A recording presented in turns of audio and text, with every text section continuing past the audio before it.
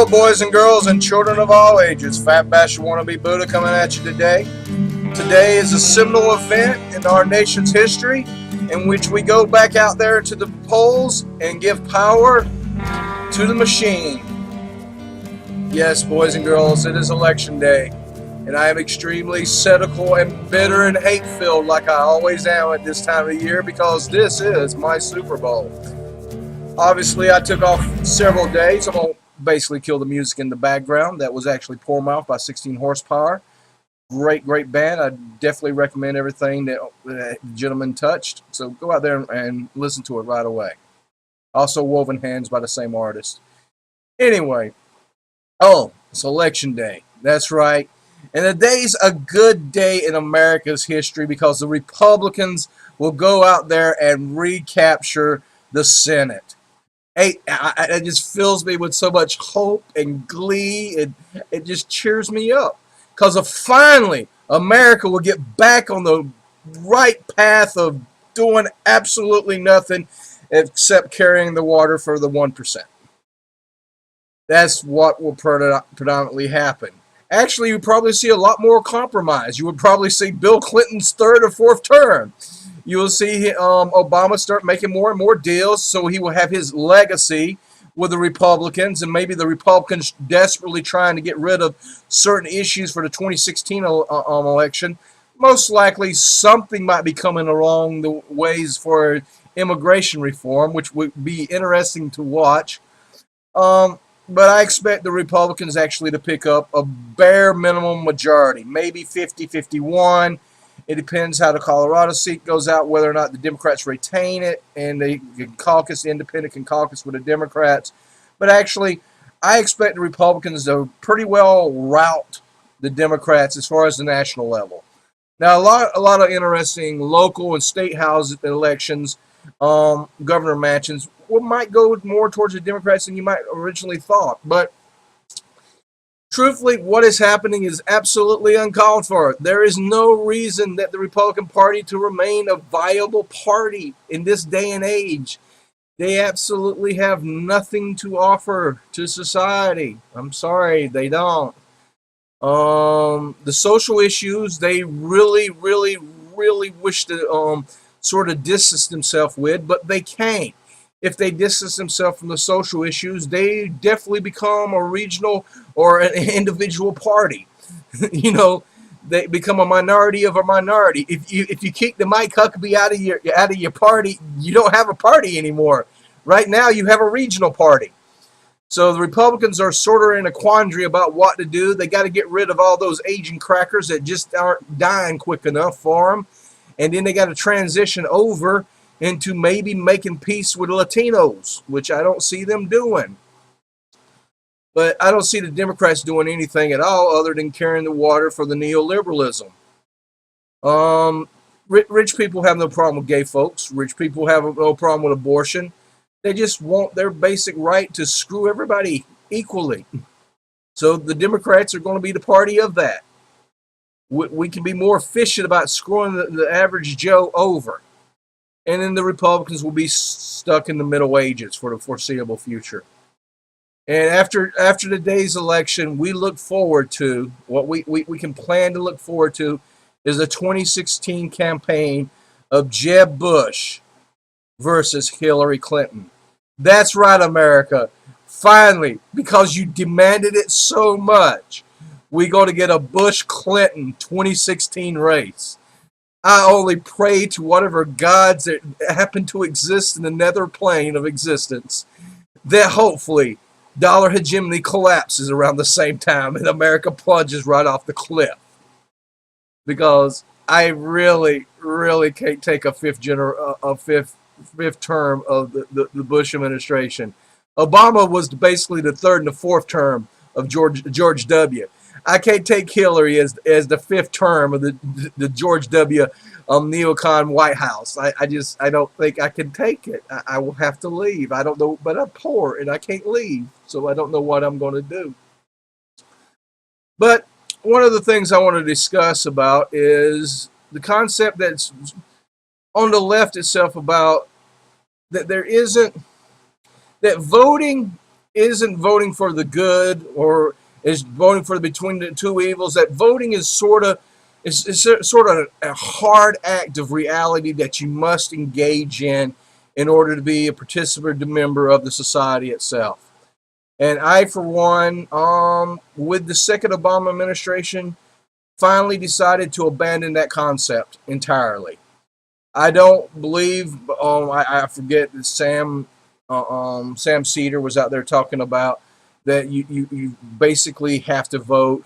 That it's not a happy thing, happy-go-lucky election. This is the dark side of democracy. Is sometimes you got to choose between two evils and go forward with what you can. And as horrific as the Obama administration has been for the left and the world in total, just go ask how many countries have we bombed and how many countries are we technically at war with currently? You know, just those people would have been worse off under a McCain presidency or under a Mitt Romney presidency. I don't buy the argument anymore. I just fundamentally don't buy it at all. I think the left should basically remove itself from even national or maybe even local and regional elections process and actually start by actually physically doing and taking actions. The old anarchist critique of democracy is still valid in my opinion. You go out there and you vote between these two individuals of the power structure, and you reaffirm the nature of the power structure. You should basically remove yourself from this thing.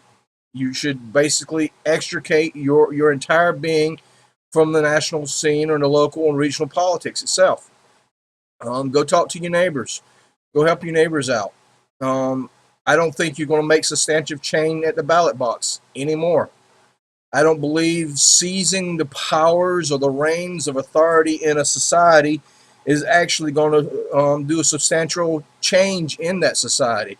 I think we are moved as a species, moved so beyond that point that we really need a cultural revolution as opposed to a political revolution. And that takes changing individuals' hearts and minds. And that's not going to be done at the ballot box. But the argument comes forth that you have to fight a rear guard to make sure it isn't as bad as it could possibly be if you allow the other side to retain power. Next thing you know, we will have Sharia law of the Christian variety everywhere. No, you won't. Business ain't going to allow it. They just not. You already got that in certain areas. If you live in a really dirt poor area of Texas, you're not going to get abortion. You just can't. And also, you've been indoctrinated so much that it's killing a baby that you're not even going to have that idea in your head. So you've already lost on some of it. And the real fear of it is all a bunch of middle class fears. Gay people ain't going to be allowed to get married. Okay. Considering heterosexuals got a 50% divorce rate, maybe their relationships would last longer if they didn't get married and everything that goes along with that. But hey, I'm a cynic. But I do believe a retreat from the political realm does one important thing. The importance that the power establishment has to legitimacy is the only thing that really truly retains their ability to act in the world. That America is a moral representation of the democratic elections, and the people, as we go forth and bomb nations, they are doing that because democratically they were elected to do this. If you remove that facade, that the people in power are no longer in power for anything other than the reason they were always in power, is because they serve the dominant economic, political, and social interest of the country. If you completely remove the fig leaf of democracy away from that, and then you can see power operating in the forefront, brazen open power, and see how it truly interacts in the world, I don't think fundamentally anything would change. I think you still will have the same amount of bombings and 1,000 military bases throughout the world. How much worse do you think it could be as if the left's truly surrendered from the political square and concentrated on basically cultural change of the society? How much worse do you think it possibly could be?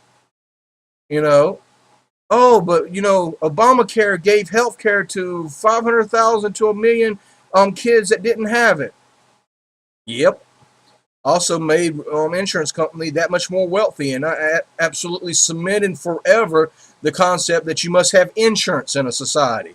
Not that basic health care is a human right. No, no, no, no. It's a service that you must pay money for. It cemented that concept into the fabric of the being, which is, in my opinion, more dangerous than the individuals not having health care. It just is. And speaking for someone who don't have health care, speaking from someone who came from a family whose mom stayed in a bad job because, hey, it provided health care for her sick bastard son. We need to have a more social and cultural change in the society, and I don't think you're going to find it in the political square. You're not going to find it at the ballot box. And I don't think my choice is correct, or I don't think it's that wrong either. That's what I'm advocating currently. Removing from the legitimizing the public discourse by participating in elections. I don't believe it's viable anymore. I just do not believe. I believe our system is totally bought and paid for, and I'd rather see it brazenly operate on the power structure of, hey, it's just pursuing the dominant interests of political, social, and economic elites in the society, and the average Joe on the street has no say over it. Because the average Joe doesn't. But giving them the illusion that, hey, their voice matters and it's important and everything, garners legitimacy for a system that is amoral and an abomination. But anyway, that's my thoughts for today. I didn't vote. And I'm actually not ashamed of that anymore. I just don't believe in the system anymore, and I don't believe the wish to give it legitimacy. Anyway, Fat Bastard Wannabe Buddha, have a good day. As the truth in love, I'll take it.